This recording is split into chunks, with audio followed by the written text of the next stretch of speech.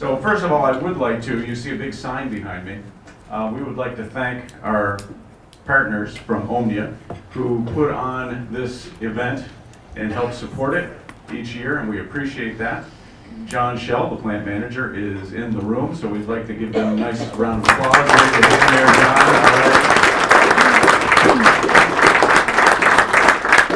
John is in the gray and checkered shirt. He is quite humble and will not raise his hand.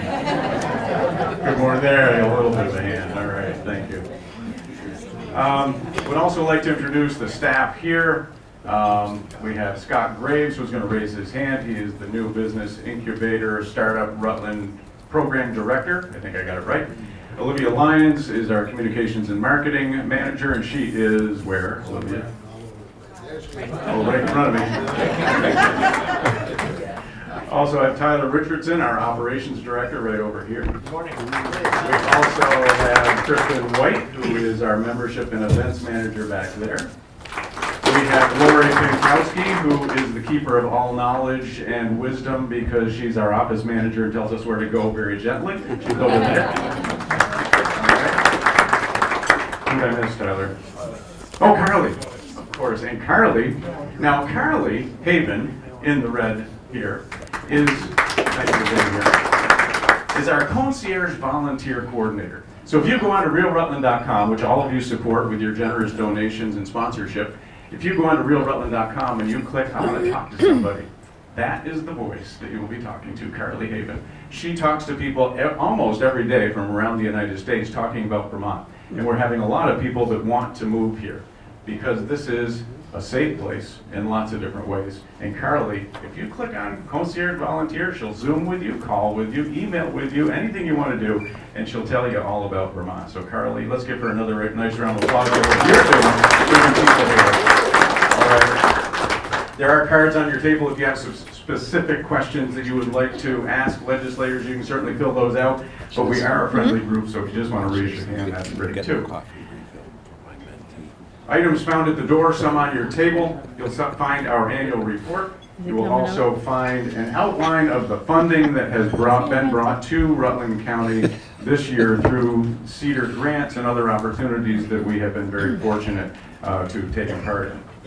Also on the table is our policy statement that we have provided to our legislators and the things that we think from the CEDRR end are important. I would also like to thank our legislators for putting more money into what is called the Community Recovery and Revitalization Program through the Agency of Commerce and Community Development. We are hoping to take full advantage of that, and we have put in up to 12 different grants through Rutland County to access that funding. And that includes from a lot of different towns. There's $40 million out there, and we would be very pleased if we got like 10 million of that. And these towns have put in grant applications. Benson, Brandon, Killington, Pittsburgh, Poultney, Proctor, Rutland, and Wallingford. And we hope that funding will flow to those projects, which are all very important. And I always have to start with a little story, just to bore you, sorry. It's positive. It's positive about Rutland County. I had the opportunity to spend about 10 hours with 250 4th through 8th graders on Saturday. I know you're jealous. It was a robotics competition at Norwich University. Rutland County had 5 teams. There were 26 teams in total from around Vermont. Rutland County had 5 teams. It was exciting to see that in the build competition where you're building a robot and you're getting a robot to do 15 different missions in 2.5 minutes. Rutland County had the first place winner, Rutland County had the second place winner, and all 3 other teams were in the top 12 of 26 teams. Wow. Thank an educator. Very cool. Now that would not happen were it not for the support of you folks. You very quietly support Rutland area robotics.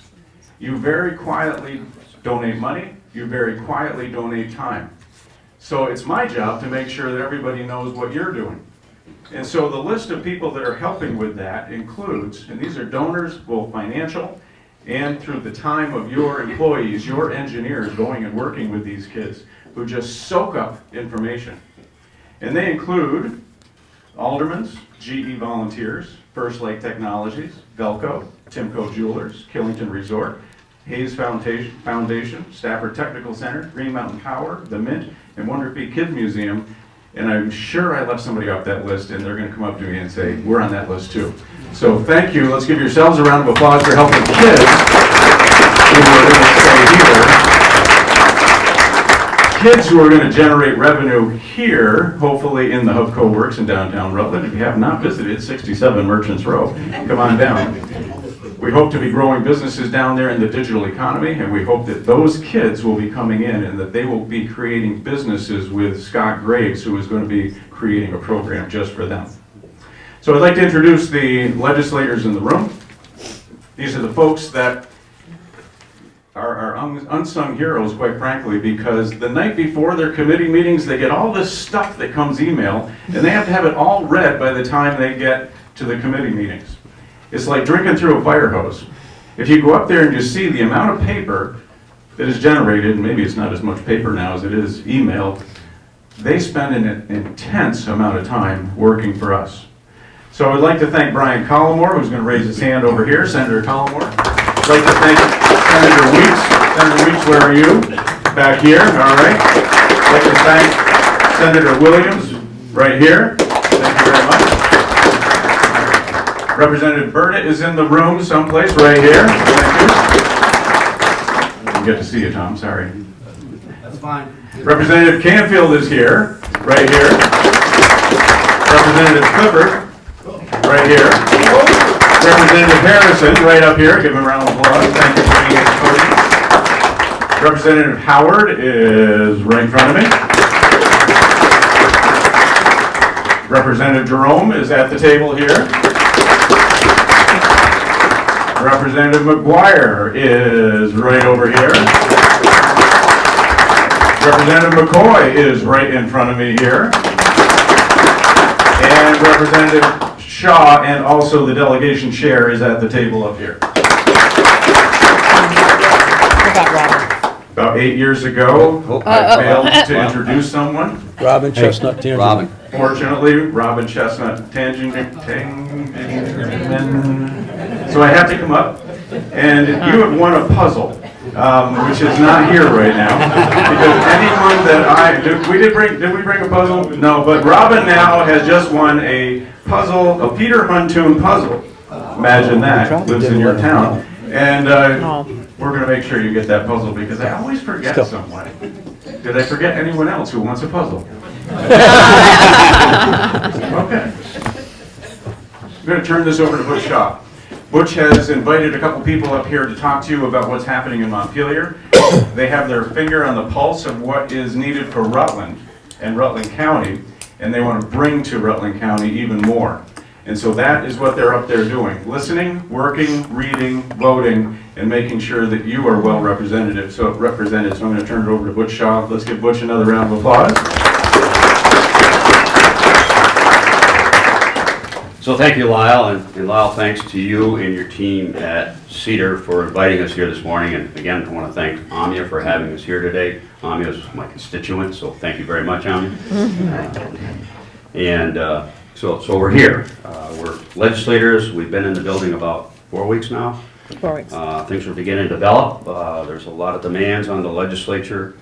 But that's another whole story you'll hear from these folks. My name is Butch. I do represent Pittsford and Proctor. I'm the vice chair of the Transportation Committee, and I'm on the joint Legislative Management Committee, where we manage the operations of the building and people that work for us in the legislature.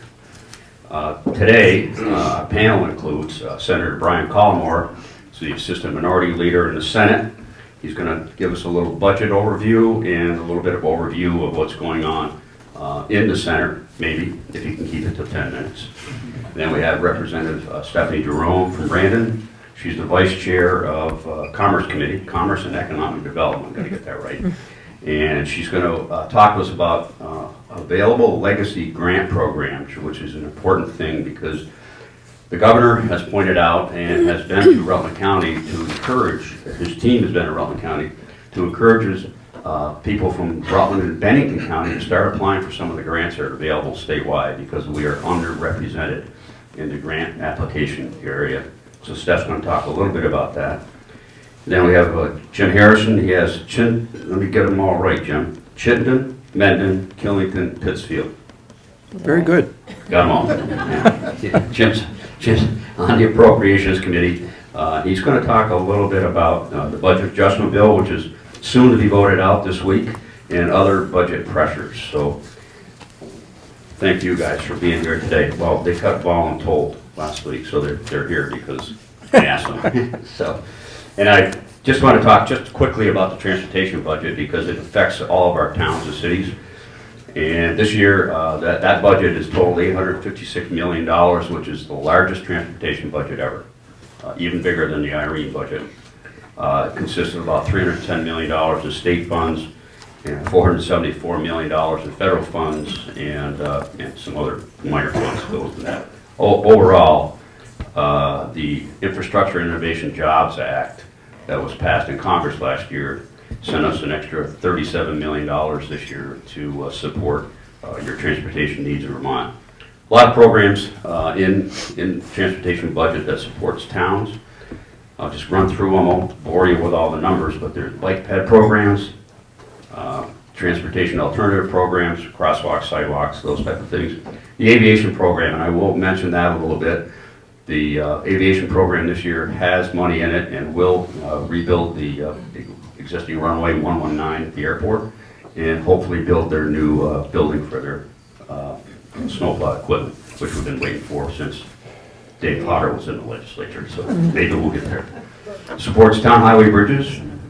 As a matter of fact, over in Poultney, the legislature and the transportation agency supported a complete rebuild of a bridge that almost fell down in Poultney at no cost to the town. It was a town highway bridge. It's a new program we have going.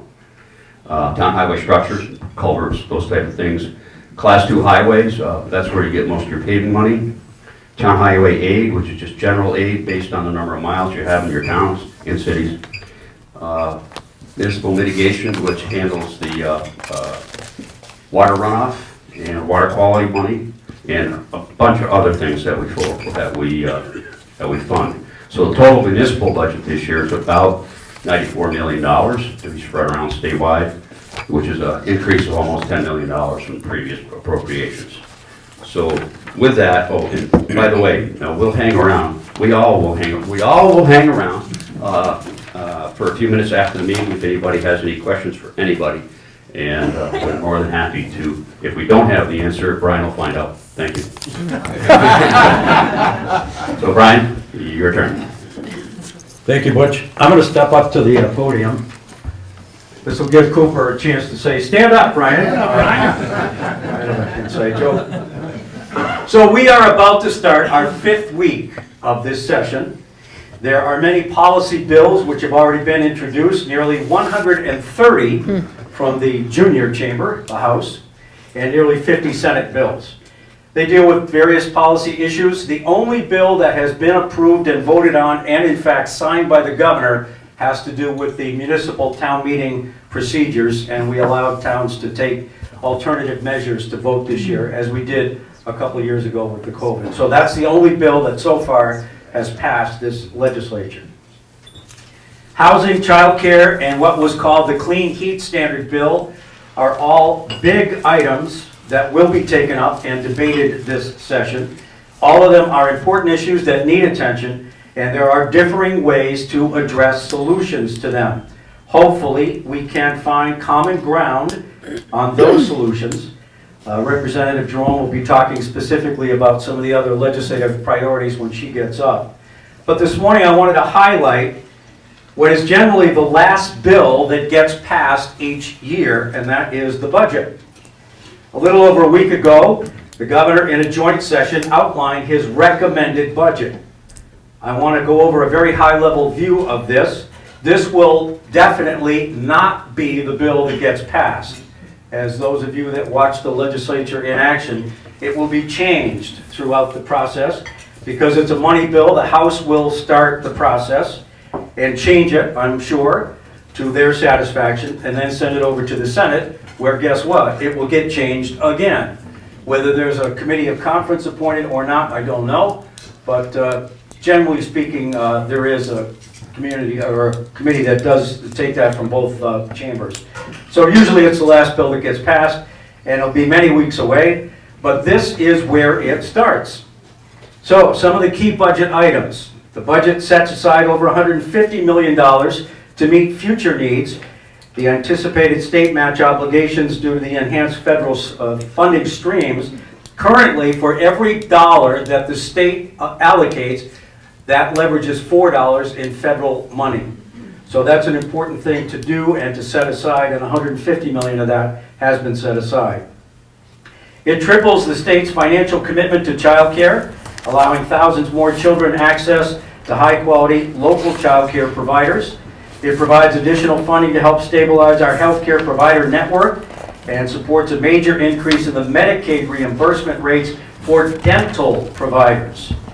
It invests an additional $45 million in housing development and rehabilitation and another $30 million in emergency housing. It fully funds all state retirement and debt service obligations and maintains statutory reserve requirements. $48 million to expand our child care subsidy to cover families at 400% of the federal poverty level, which gives thousands more kids the early care and learning that they need.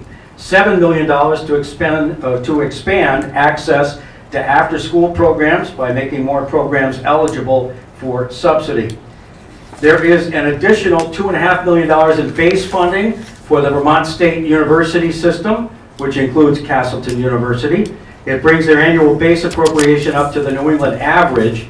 $9 million has been appropriated for bridge funding to help VSU continue its transition, and another $10 million to VSU. Again, this is Castleton we're talking about, for various infrastructure projects on its campuses.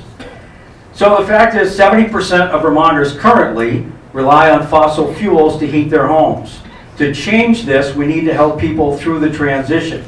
Doing this work strategically, we have an allocation of $5 million to the Clean Heat Homes initiative that will tackle energy efficiency improvements from all angles by combining the work to weatherize homes, to install clean heat systems, and make electrical upgrades. There's an appropriation of $900,000 to the Climate Office and the Agency of Natural Resources to do the planning and analysis that we need to reach emissions targets accurately and realistically. And there's a $1 million allocation for additional electric vehicle charging stations in state-owned parking lots. Just two more items and I'll turn it over to Representative Jerome.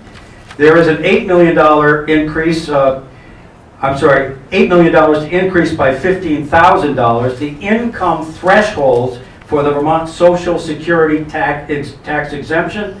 39 states right now don't tax Social Security at all, and most of the remaining states have more generous exemptions. That, of course, will take some work to get done.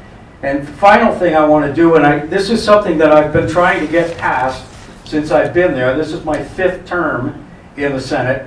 There's a $3.2 million allocation to eliminate the tax on military pensions, a major barrier, I view, to the veterans who are remaining in the state and those who are living elsewhere that might come here. Military veterans are some of the best trained, so these are people that would join our workforce and motivated workers, and the governor feels, as I do, that it's long past time we do what nearly every other state has already done and make it possible for them to not have their income taxed with their retirement.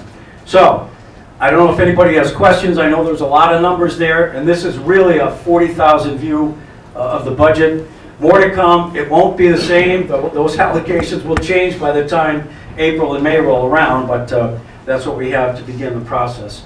So I want to have Stephanie Jerome come up. She's going to talk a little bit more about some of the legislative priorities, I think including both child care and housing. Representative Jerome. Thank you, Brian.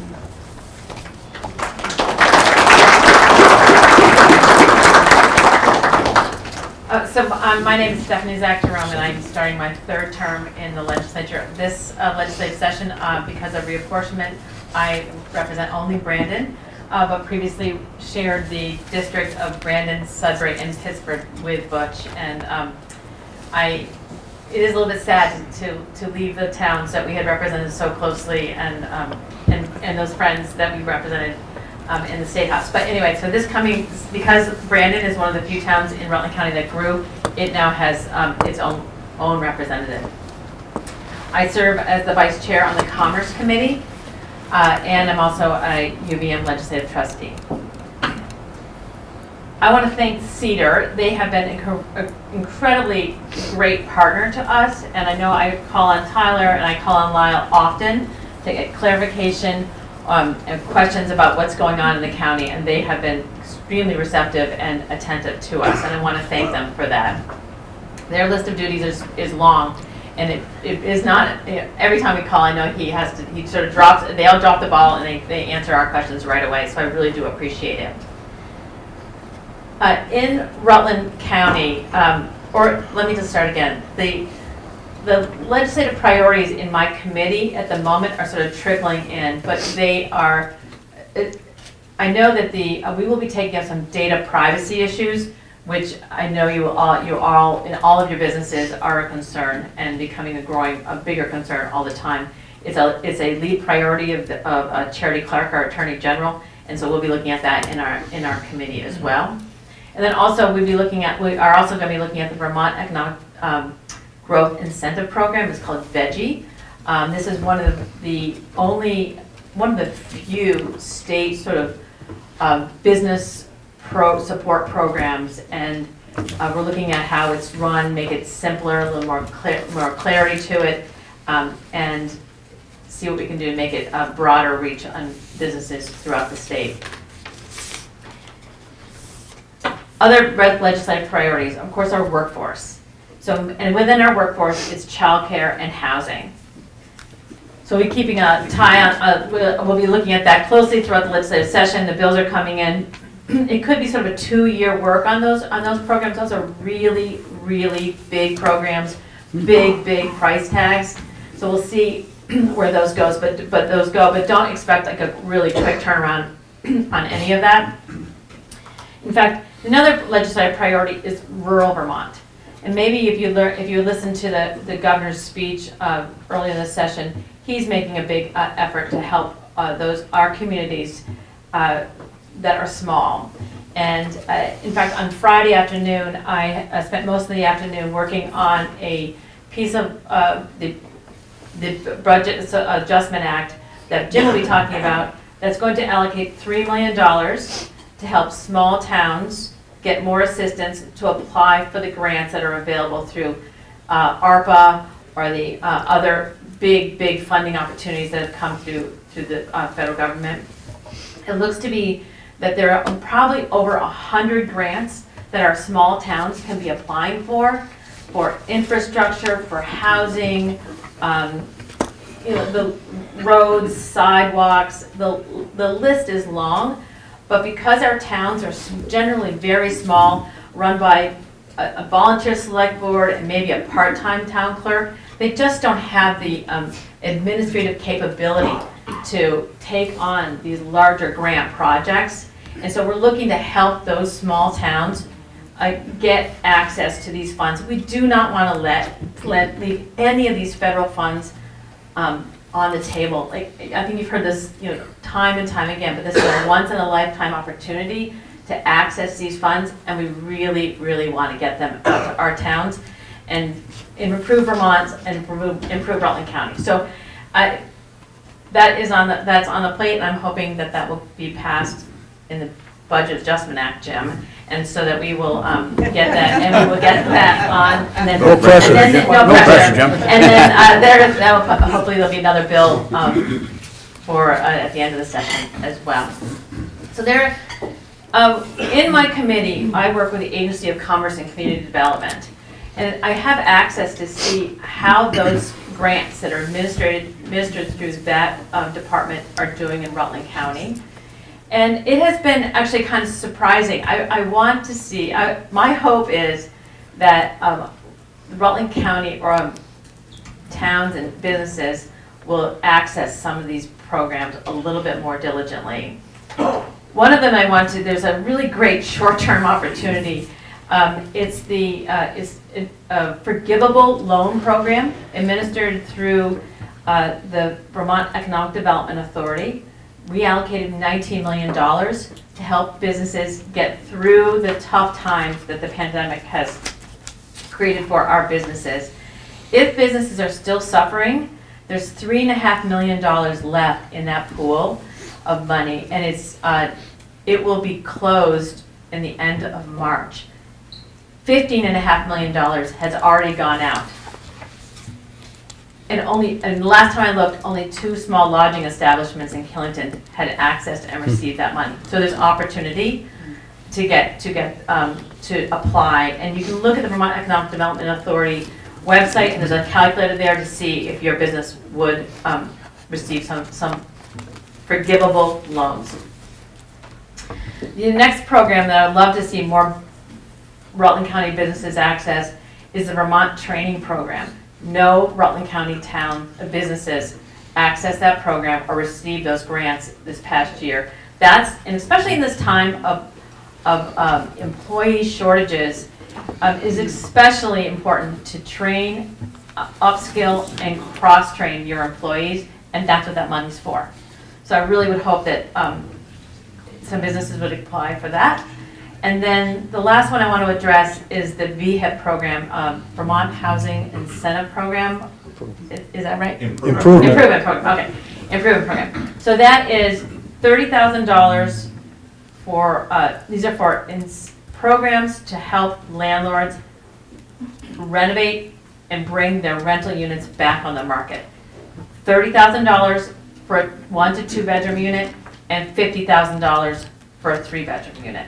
This is money that's available now. We know there's a housing shortage, and we could access those funds to get these rental units back on the market. So that is just a little bit of a snapshot, but if you are looking into if you are interested in any of these business programs, I highly encourage you to look at the Agency of Commerce and Community Development website. They'll tell you how to access the program, and you can get more details there. But anyway, so that is the sort of snapshot on some of the programs that are out there that I really would love to see more Rutland County businesses apply for and to help. I mean, it's just money there to help you. So anyway, I will turn it now over to Jim Harrison, and he can give you a little bit more detail about the Budget Adjustment Act. Thank you.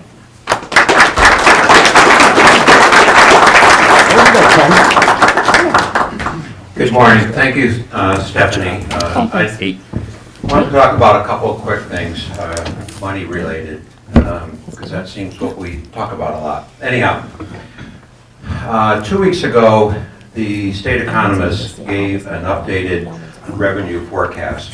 This is important because these are the numbers that the administration and the legislature agree to what the parameters are. If you can't agree on what you can spend, what you have in your wallet, then it's hard to reach a conclusion at the end of the day of, what the budgets look like. The good news when they gave their forecast is that, they do this twice a year. Obviously it's a moving target and it's not an exact science. But they forecast, the new forecast was $110 million more for the current year than was forecasted as recently as last July. That's phenomenal. That's money that they're saying, is coming in, the income tax receipts, which is the biggest one, are coming in, and that's, certainly a good sign. Next year, which we'll be starting to work on as early as this week, budget, they increased the revenue from last July by $37 million. The transportation fund was actually down a little bit. No surprise, gas tax revenues aren't what they were. Obviously, as more and more people switch to other forms of vehicles, electric vehicles, et cetera, the gas tax revenues are likely to continue to go down. The education fund was up a little bit for the current year and up a little bit, but less. I think it's 11 million for next year. The not so good news is the increases in revenue, as you might expect, are due to the nearly $10 billion that Washington sent to the state. And I don't mean just to the state so that we can spend as legislators with various investments and stuff, and we've gotten a lot of it, but also includes all the money that was sent to us as individuals, whether it was the stimulus payments or whether it was extra payments for unemployment or whether it was small business grants. All of that money, when you put $10 billion into an economy like Vermont, as is helping, I mean, you're going to increase activity and, as a consequence, revenue. The bad news with all that is we've seen some of the impacts with inflation, and obviously, at some point, interest rates are going up as the Fed tries to ratchet down inflation. Unfortunately, there's a real risk of a recession. We don't know if we'll get one. Hopefully we won't, but that is a real concern on the horizon. That is very possible. Additionally, as part of the trend, and even though the revenues are up, next year's general fund forecast is projected to be 7.2% less than the current year. So again, we're coming off a high year, but it's trending in a different direction. The general fund, when I talk about general fund, that's our money. That's money from the Vermont income tax and part of the rooms and meals tax and corporate tax, et cetera, as opposed to federal funds, whether it be some of the Medicaid dollars and some of the other areas, the federal infrastructure money, et cetera. So just something to keep in mind. They made the point was that the downgrade, and if you include the healthcare revenues, was nearly 9% for next year. That's the largest annual decline ever, even exceeding the fiscal year 2009 decline of 8% during the Great Recession. So it's, again, we have plenty of money right now as a state. We just have to be cognizant of that trend and be careful going forward. And I think, as a rule, the administration and the legislature have tried to take extra funds and use them in strategic investments. Now, we may all agree or disagree on what those investments should be, but not add them to base spending, although we've probably been guilty of some of that as well. Budget adjustment. The House Appropriations Committee, as a rule, gets to introduce itself 2 bills a year. One is the mid-year budget adjustment, and the other is the budget for the coming year. So this afternoon, we will vote on a final package for the budget adjustment bill, and that will get assigned a bill number, but that will be our first committee bill. We get other bills that other committees send to us and they have an appropriation, but usually 2 bills. Sometimes there'll be something else that comes up, like last year we introduced a bill to offer some relief when the war in Ukraine started out, humanitarian help. But that's an exception. So the administration, the budget adjustment, we're in a July to June fiscal year, and 6 months in, come January, you have an idea of what the actuals are, and maybe the caseload in some program is increased, maybe it's decreased in others, or you allocated money and we don't spend it all. So a lot of it is true-ups. We're going to balance money.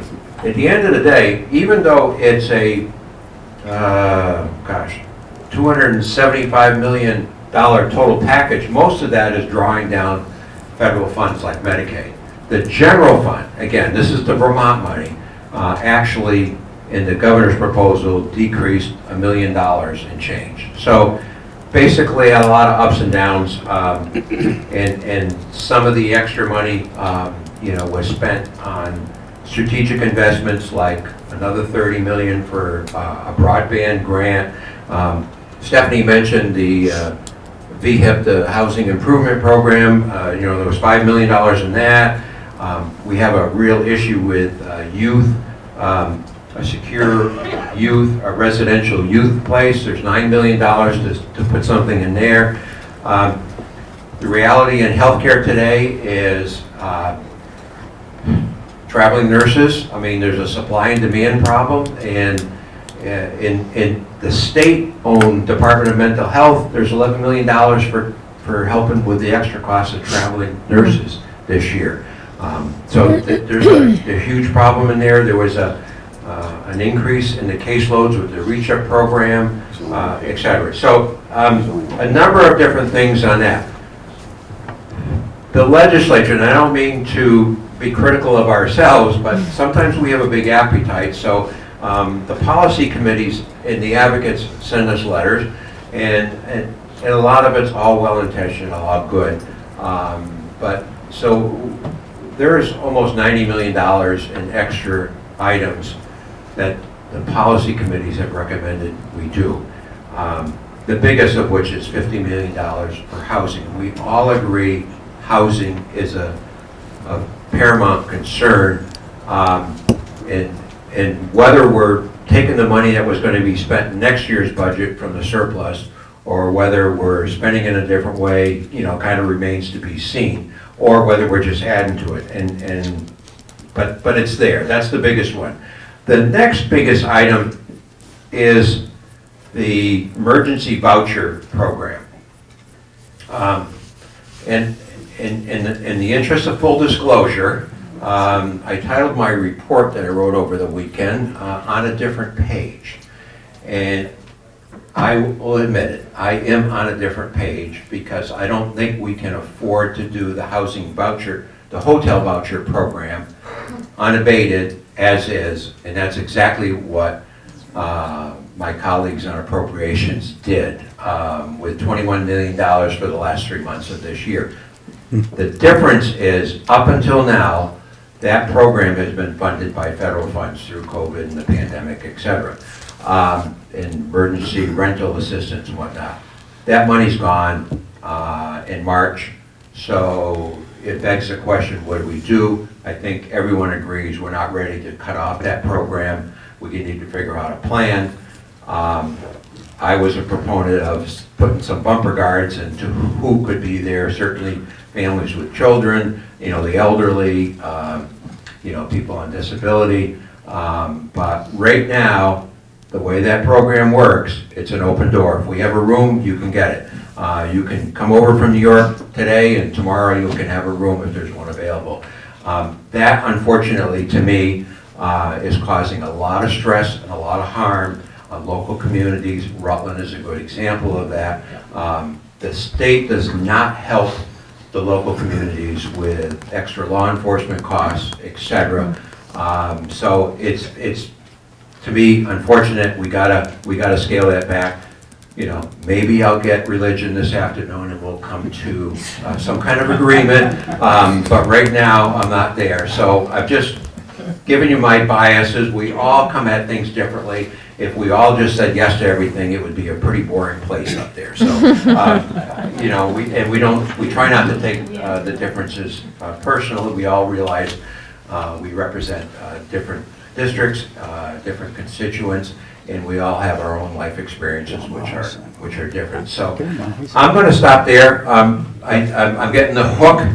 Sorry, but anyhow, if anyone is interested in a good read, this economic forecast really has a lot of information and details. If you want to give me your email, I'll send you a link to it. So it's interesting. It covers everything from housing pricing and trends and That actually is. That's kind of interesting. it was nice seeing you folks. And I just want to summarize a couple quick things that our friends talk about, and I want to go back to the grant programs. For the town, people that are representing your towns and cities here, the state is coming out with a weatherization upgrade program, grant program for all of your municipal buildings, municipal firehouses, garages, office buildings. It's going to consist of a free assessment of all your buildings. It's going to grant you about $4,000 to pay for that. You can get up to $500,000 to do the repairs that you may or may not want to do. This is not mandatory. It is going to center around weatherization, fuel efficiency, and replacing fossil fuel heating systems and the like. Devin Neary's shop over to the Planning Commission is going to be administering that grant in the Rutland County area. Is that right, Devin? Have that right? It's still being baked. It's not quite ready to go yet. But any town in Rutland County that doesn't apply is going to miss the boat. Frankly, you're just going to miss free money. So we really hope that the Rutland County folks, all of our, how many towns, Brian? 27. 27 towns will apply for these grants because we'd like to get all the money down here. So with that, Lyle, Stephanie was talking about all the other grants. Use Lyle as a resource. I just threw you under the bus again because he has a list of all the grants available, and if he doesn't by tonight, he will. And thank you for that. And thank you all for coming again.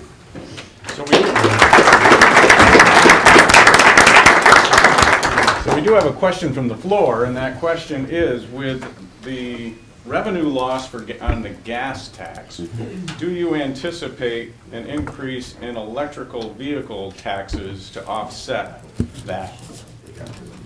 Yes. Yes.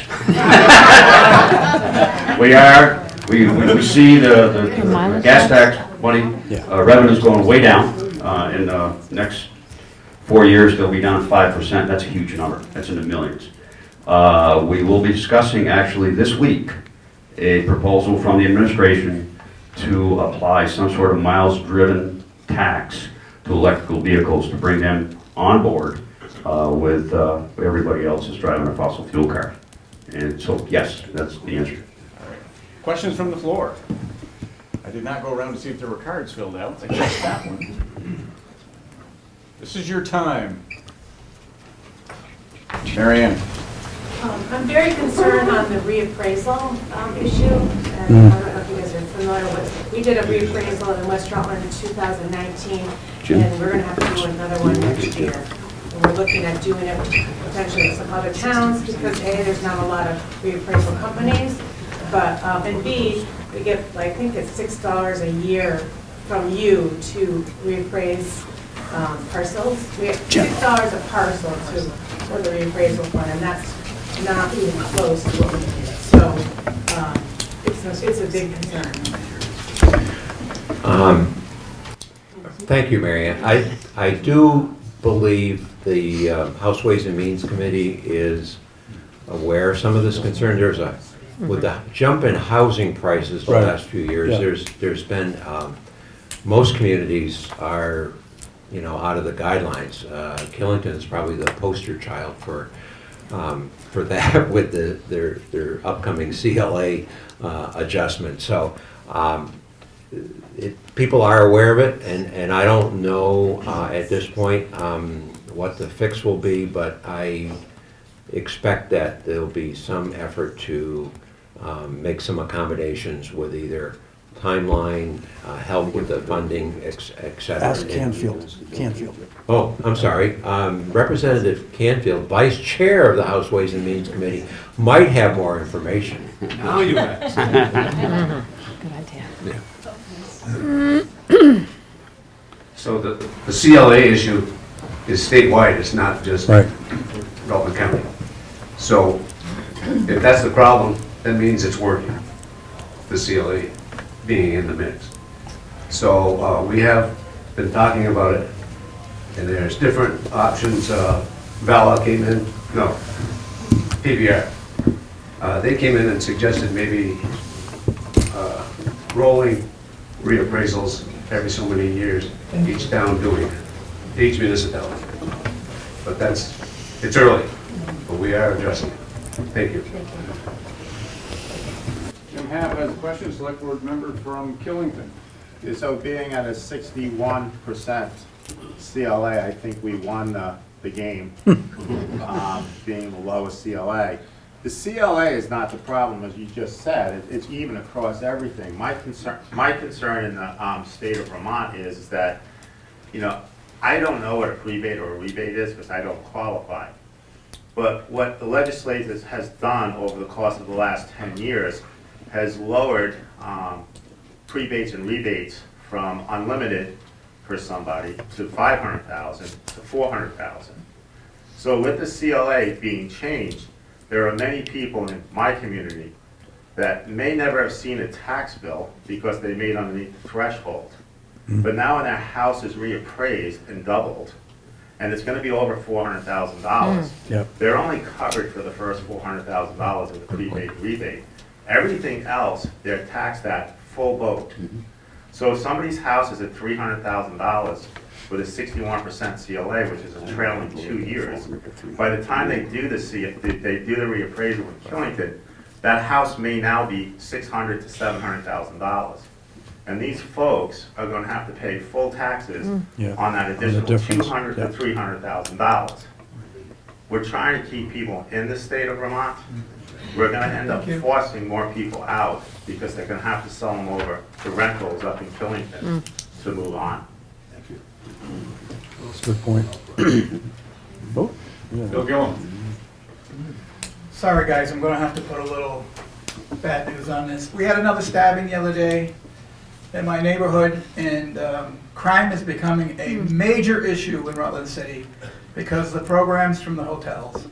We're bringing the people in without pre-screening and things like that. They're putting hemorrhaging on the stores. We are not prosecuting anymore.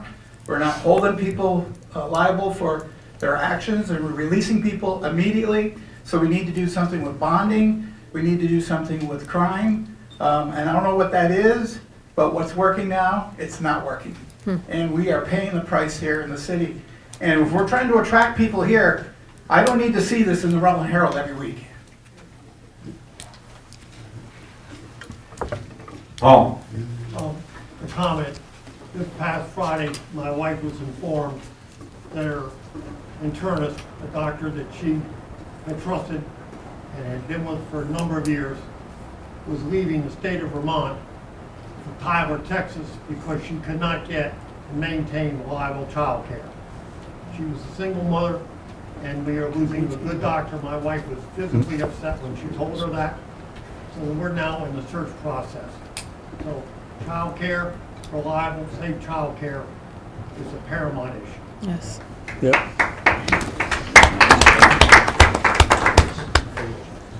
Other comments, questions? Yes, Yes. Nancy, Small Business Development Center. Thank you. Question on the VITA FLP, Forgivable Loan Program. Do you know how many businesses in Rutland have received that loan and what the dollar volume is? So I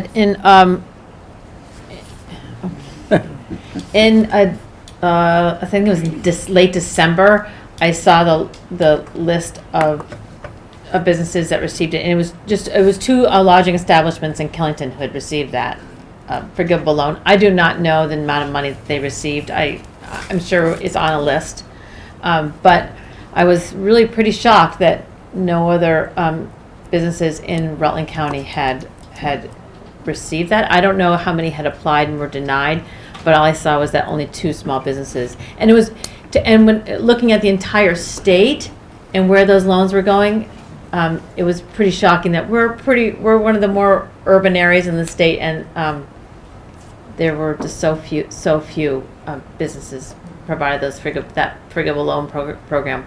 But like I said, there is $3.5 million left in that fund, and I would really encourage folks to apply now, because I think the people who maybe were most interested, had maybe the biggest need, have already applied. So the opportunity is available now.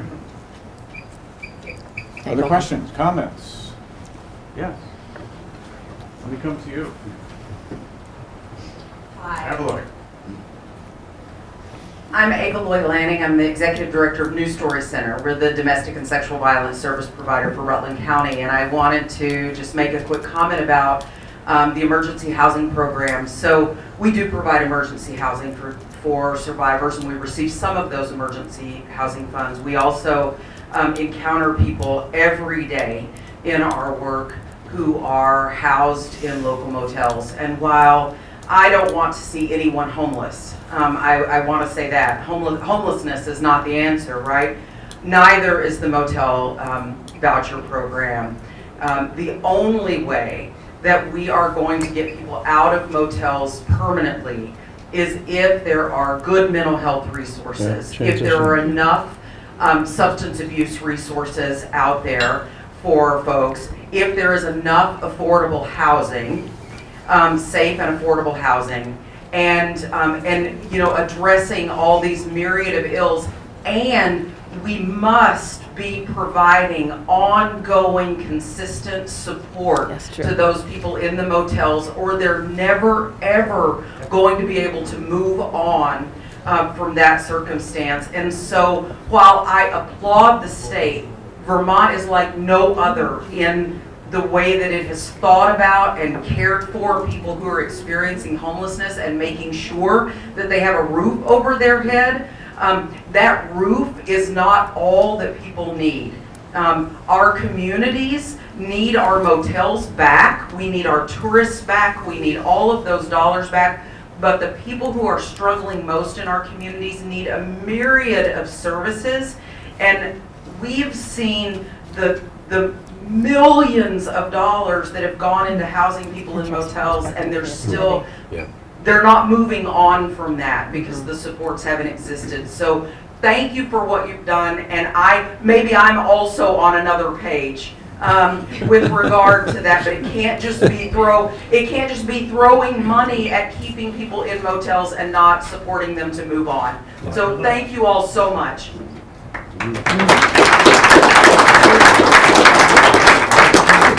Other questions, comments? Behind you, Lyle. Behind me. Amy, Killington Resort. I just want to echo the daycare challenges and make sure that we're also including after school. So there's a great program, Tapestry, and they have not been able to be fully staffed at all since COVID. It's very challenging for 2 full-time working parents when they need to leave their job at 3 o'clock to get their kids off the bus, because there hasn't been a program at Rutland Town since COVID full-time, and it's really, really hard. So do you know, is there a way to get more staff into the programs versus just subsidies for people to get into childcare programs? Do you want to talk about that? Yeah, I've got it too. I mean, there is money in the Yeah, there is. 2 microphones. Everybody wants a shot. My colleagues might be better to answer it, but the governor's proposed budget for next year, I think it's a total of $56 million in his view of more help on childcare, but he's lumping after school as part of that, so more help to ensure we have after school programs. Amy, you bring up an excellent point. I mean, there is a gap there, and so we need to try to help with that gap for young kids. So I don't know if Stephanie or Brian, you have anything else to You add? can go first. Go ahead.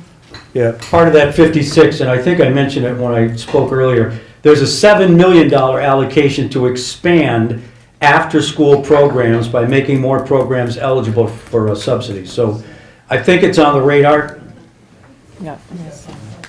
And last legislative session, we put more money into training and forgivable loans and upskilling of childcare professionals. So it's on top of mind, and we're working on it, and I'm sure we'll be working on it again this legislative session. But it's not just, we've been working on it, and sometimes those programs just take a little longer to roll out and to get everybody trained. So, but you are absolutely right. Butch? I just want to finish this off, and we'll give it to the mayor. Amy, yes, we hear you, we understand staffing is a problem, and our problem is that staffing is a problem statewide in every area we see, in government, in private industry, hospital, mental health areas of mental health. We met with a hospital consortium last week of the 4 providers, mental health providers in Rutland County, and every one of them is trying to hire help. And so we need people. We need people. Thank you. And Mayor Dave Lair. Okay. Well, thank you very much. Good morning, everyone. So I just want to echo a couple of statements that I just heard from Alderman Gillum and from Ava Loy in the perspective that I'm going to give you. From what we see, I think public safety is the #1 issue facing not just the city of Rutland, but really the entire state of Vermont. For all the other great programs that you've heard about that the legislature is going to try and fund this year, and what we're doing here in Rutland City, there's so many hardworking people and they're doing so many great things, but it's going to be almost impossible until we get a hold of not only the hotel issue, but the bail reform issue, and to put more money into substance use and abuse, and mental health. That's what needs to be done. It needs to be a comprehensive approach. But the bad guys need to be put in jail, and the bad gals, they really do. And that's not happening. And that's the message that I want to send to all you folks, because you're all doing great work, but we're not going to be successful until we get a hold of that. So thank you. Thank you, Dave. We have time for one more comment or question, and these folks will be around in the room afterwards to answer specific questions you may have. Anyone? Jim Hack. I'd like to get back onto what Amy was talking about, and we're talking about throwing more money at it, but in the town of Killington, the issue for after-school program is not really the money at this point, it's the program. And so the program is set up that you need to have a qualified teacher to run the after-school program. So you're asking somebody that has a full degree to come in for a part-time job. Yeah. So what the town of Killington did, and I hope there's a lot of other towns here, because I also am a school board member, we worked with the town and we took our rec director and we brought in our part-time rec director and made the position a full-time rec job. And she has a school degree. And now she works for the town of Killington as a rec director, and then during the school years goes over to the school and runs the program, which allows Killington to have after school till 5:30 in the afternoon for those that have to get off. So we have to start thinking outside of the box, folks, and use your talents and try to figure it out. Thank you. Change the law. Thank you. Any comments, Butch, that you want to make before I send people on their way? I got 2 pages full of notes, so we're good. 2 pages full of notes he's bringing back to the office. All right. I want to thank you folks for coming out today, this morning. We're going to do this again. We will hear back, but a couple departing comments. There's good news too. Lots of good news. And if you look at what's happening in Killington with the TIP and the tax increment financing district, if you want to learn more about that, see Jim Haff. It's a graduate level course on how to get the money to come to your town. And Killington has been very successful with that. Watch the development that may happen there very soon. There's a company by the name of Great Gulf from Toronto, and they have an agreement with the town of Killington to begin development as soon as the town says go. And so hopefully at March town meeting, the town is going to say go. Also, Rutland is also looking into a similar process. What it does is it allows you to retain some of your tax dollars in your community to pay off infrastructure work that allows developers to do development. It's a book, you have to read the book. Other positive things happening, the Farmers Food Center is going to open in the future. Don't worry, money is there, it's going to happen. Positive things are happening at the Farmers Food Center.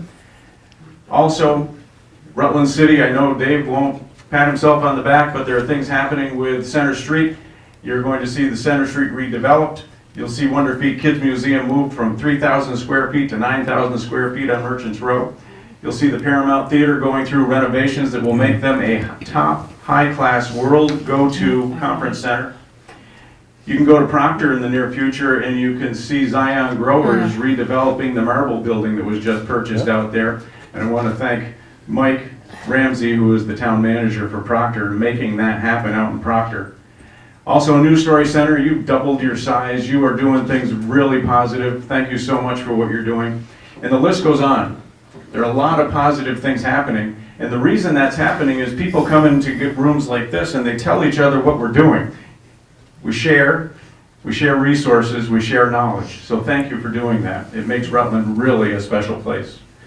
So, finally, I have to apologize to our legislators that Tyler and I will not be able to be at, there's a coffee apparently that the Redevelopment Corporation is putting on for you folks on February 14th. But we have some state officials coming down. John Young is one of them, to talk about the Vermont Training Fund that day, and we will be going out to visit businesses. Somehow that happened just after Stephanie sent us an email, so thank you very much. You're welcome. All right, legislators make things happen. And we have some events coming up. I'm sure you won't want to miss the next mixer, which will take place at Stafford Technical Center on Tuesday, the 14th of February. Come to Stafford Tech, 5 o'clock. Also, we have an Act 250 forum coming up with the Natural Resources Board. The executive director is coming down with regional and state's local staff. That is Friday, February 17th from 12 to 1:30 at the Hub Co-works. More information will be going out on that. That's a really important meeting to go to if you can get there. It's on Act 250. Also, we have the Real Rutland Feud returning to the stage at the Paramount Theater. Yes, and we have a bunch of teams that are going to be there. If you want to have a blast, come to the Paramount Theater on Saturday, February 25th, and you can see the following teams pairing off to get a trophy and taking it home. They include Xfinity, the Town of Brandon, Community Health, News Story Center, Killington Resort, Green Mountain Power, 2 teams from Rutland Regional Medical Center, and finally, wrapping up the night, Fabian Earthmoving and Casella Construction will go against each other. You won't want to miss that. We've seen some pictures of what they're planning to do. And finally, coming back, it is, after 3 years, the business show, April 11th at the Rutland Rec Center. I want to thank Southside Steakhouse for allowing us to be here today. Great breakfast. Thank you for being here. Let's thank our legislators one more time. And have a great day.